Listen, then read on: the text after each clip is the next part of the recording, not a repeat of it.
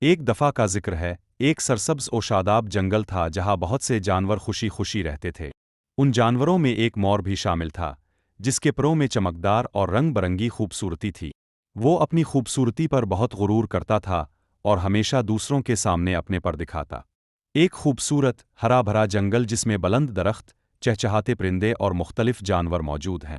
جنگل کے بیچ میں ایک مغرور مور اپنے شوخ اور رنگین پر پوری طرح پھیلائے فخر سے کھڑا ہے۔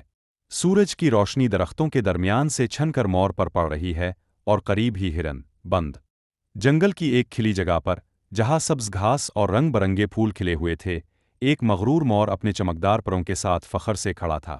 وہ نیچے ایک چھوٹے سے سفید خرگوش سے بات کر رہا تھا، جس کے لمبے کان تھے اور وہ نہایت خاموش اور عاجز نظر آ رہا تھا۔ دن کا وقت، وہی مور اب مکمل طور پر بھیگ چکا ہے۔ اس کے پروں سے پانی ٹپک رہا ہے اور وہ الفاڑنے کے قابل نہیں رہا۔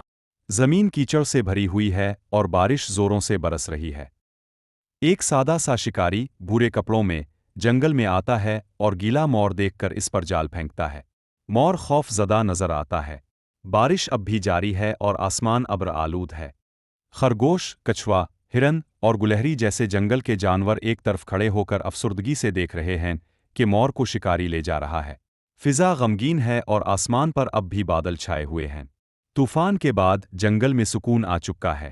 کچھوا اور خرگوش ایک درخت کے نیچے بیٹھے سمجھداری سے بات کر رہے ہیں۔ سورج کی روشنی بادلوں کے پیچھے سے جھانک رہی ہے اور ایک لکڑی کے تختے پر لکھا ہے، عاجزی اختیار کرو۔